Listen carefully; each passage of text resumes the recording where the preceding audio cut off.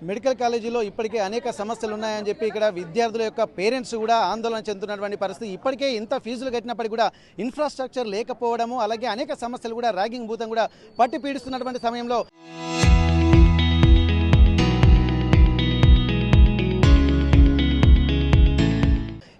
ఈ మధ్య కాలంలోనే ర్యాగింగ్కి సంబంధించి కూడా అనేక మంది విద్యార్థులు కూడా ఇబ్బందులు పడ్డటువంటి విషయం తెలిసిందే. ఇప్పటికి ఒక 7గురిని కూడా సస్పెండ్ చేస్తున్నటువంటి పరిస్థితి.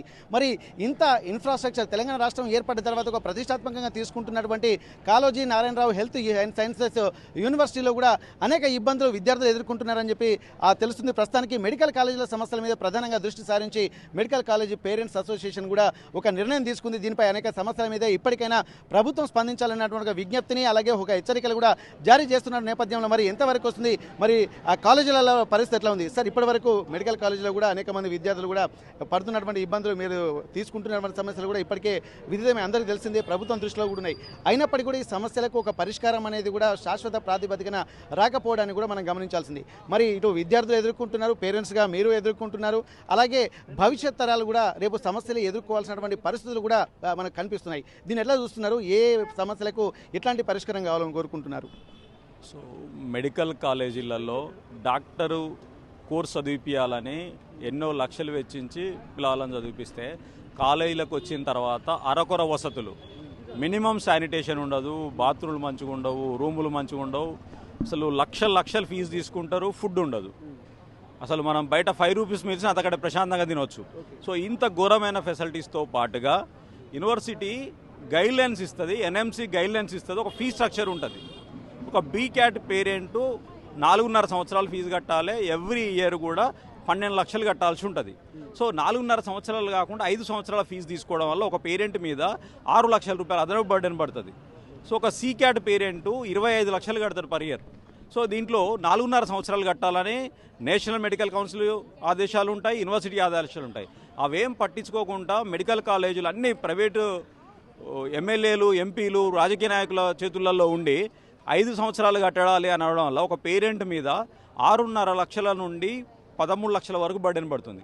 ఈ మొత్తంగా 209 కోట్లు అవుతుంది. అంటే అసలు ఫీజు కంటే కూడా అదనంగా పేరెంట్స్ మీద 200 కోట్ల అదనపు భారం. అంటే ఒక సంవత్సరానికి ఇది ఎవ్రీ ఇయర్ పేరెంట్స్ మీద ఈ బర్డెన్ పడుతూనే ఉంది.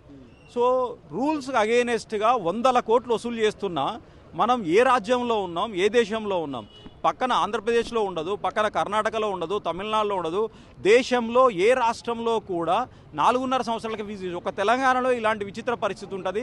దీన్ని నిరసిస్తూ ఈరోజు మనం ఇక్కడ ధర్నాకు ప్లస్ యూనివర్సిటీని కలవడానికి నిర్ణయం తీసుకున్నాం. సో తప్పకుండా పేరెంట్స్ తరఫున ఈ ఎంతవరకైనా పోయి మెడికల్ కాలేజీల ఆగడాలను కట్టడి చేయాలని చూస్తున్నాం. పేరెంట్స్ అందరూ కూడా ఈరోజు రాష్ట్ర స్థాయిలో ఉన్న పేరెంట్స్ అందరూ కూడా రావడం జరిగింది. సో ఇది మా నిర్ణయం. సో ఇప్పుడు కాకపోతే భవిష్యత్తులో ప్రతిరోజు నిరసన, లేకపోతే కొంతమంది పేరెంట్స్ పిల్లల చదివే ముఖ్యం కాబట్టి చదివించలేక స్తోమతలో ఆత్మహత్య చేసుకునే పేరెంట్స్ ఉన్నారు, చదివించలేక పిల్లల్ని బంద్ చేయించే పేరెంట్స్ ఉన్నారు.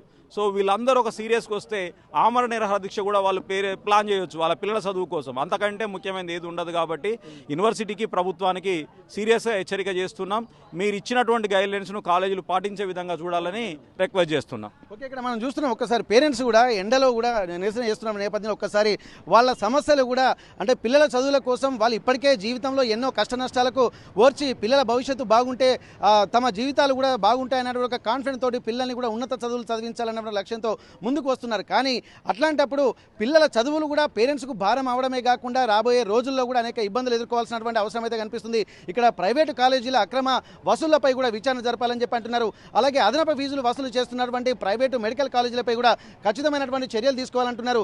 బీకాట్ మెడికో పేరెంట్స్కి న్యాయం చేయాలని అంటున్నారు. ఇప్పటికే 5 సంవత్సరాలు కాదు, 4.5 సంవత్సరాలు మాత్రమే ఫీజు తీసుకోవాలి. దేశంలో ఏ రాష్ట్రంలో లేని పరిస్థితులు కేవలం తెలంగాణ రాష్ట్రంలోనే ఎందుకు? రాష్ట్రం వస్తే అన్ని రకాల సర్వతోముఖాభివృద్ధి సాధిస్తుంది అనుకున్నటువంటి తెలంగాణ రాష్ట్రం ఎందుకు విద్యార్థుల మీద అలాగే అన్ని ఇబ్బందులకు గురి చేస్తున్నారు? ఒకవేళ ఫీజులు కడుతున్నప్పటికీ కూడా ఫీజులకు తగిన న్యాయం జరుగుతుందంటే అది లేదన్నటువంటి ఒక ఆందోళన మాత్రం కనిపిస్తుంది. ఇన్ఫ్రాస్ట్రక్చర్ డెవలప్మెంట్ జరగకపోవడం వల్ల కూడా చాలా మంది విద్యార్థులు విదేశాలకు వెళ్ళి చదివేటువంటి దుస్థితి ఎదుర్కొంటున్నారు. అన్ని వనరులు ఉన్నప్పటికీ కూడా కేవలం ఒక ఆలోచన పరమైనటువంటి విధానాలు, భవిష్యత్ ప్రణాళికలు సరిగా లేకపోవడం వల్లనే తెలంగాణ విద్యారంగం వెనుకబడిపోతుంది అన్నటువంటి ఒక ఆందోళన వ్యక్తమవుతున్నటువంటి పరిస్థితి కనిపిస్తుంది.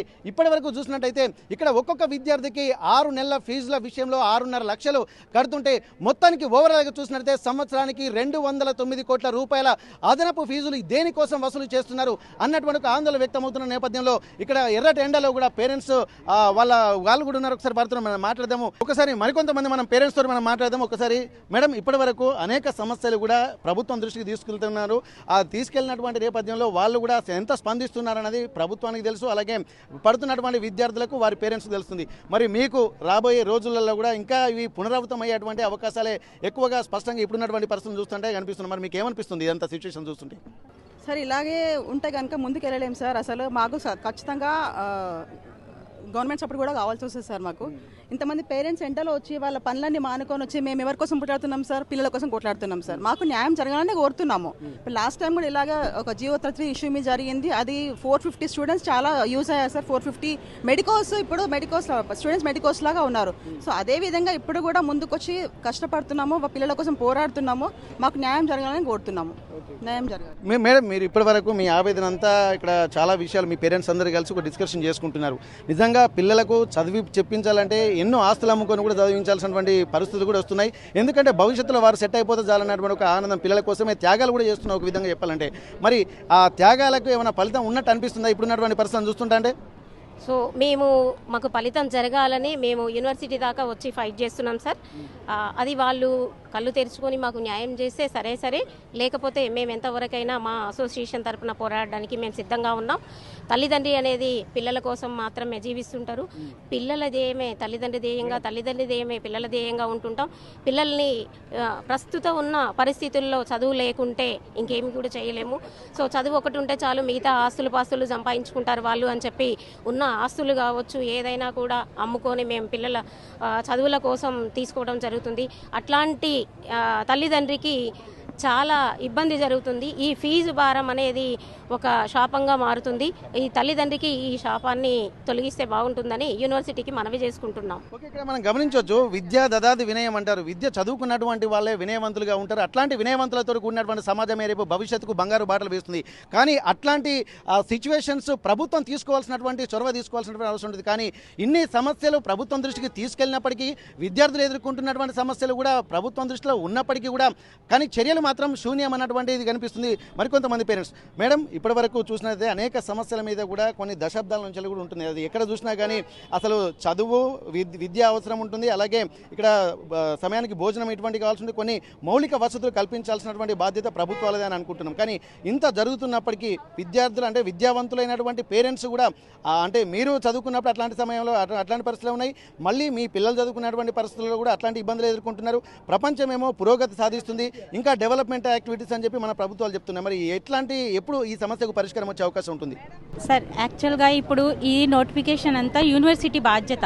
పిల్లలు చదువుకునే వాళ్ళకి కాలేజెస్కి నోటిఫికేషన్, వాళ్ళ రెగ్యులర్ చెక్కింగ్, వాళ్ళకి కనీస వసతులు ఉన్నాయా లేదా, ఆడపిల్లల హాస్టల్లో కనీస వసతులు ఇస్తున్నారా లేదా అనేది యూనివర్సిటీ బాధ్యత. వాళ్ళు రెగ్యులర్ ఇన్స్పెక్షన్స్ చేయాలి, రెగ్యులర్గా చూడాలి, కనీసం పిల్లల్ని అడగాలి కూడా, వాళ్ళ దగ్గర నుంచి ఫీడ్బ్యాక్ తీసుకోవాలి. యూనివర్సిటీ వాళ్ళు తీసుకున్నవి వాళ్ళ దాని మీద చర్య కూడా తీసుకోవాలి. దానికి గవర్నమెంట్, యూనివర్సిటీ ఇద్దరు కూడా రెస్పాన్సిబులే ఉంటుంది.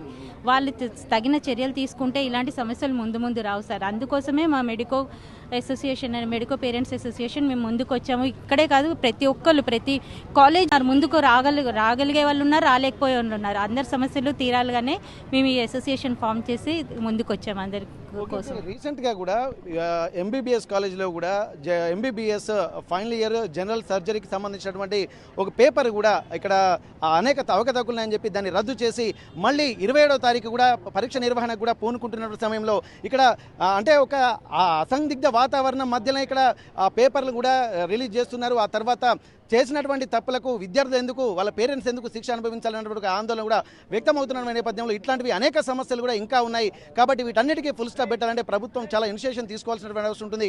విద్యారంగ సమస్యలపైన ముఖ్యంగా ఎంబీబీఎస్ చదువు పట్ల కూడా అనేక ఇనిషియేషన్ తీసుకోవాల్సినటువంటి బాధ్యత ప్రభుత్వానికి అనే ఒక విజ్ఞప్తి మాత్రం పేరెంట్స్ చెప్తున్నటువంటి పరిస్థితి. వరంగల్ కాళోజీ హెల్త్ యూనివర్సిటీ నుండి కెమెరా పర్సన్ వంశీతో వెంకటరత్నం, RTV వరంగల్.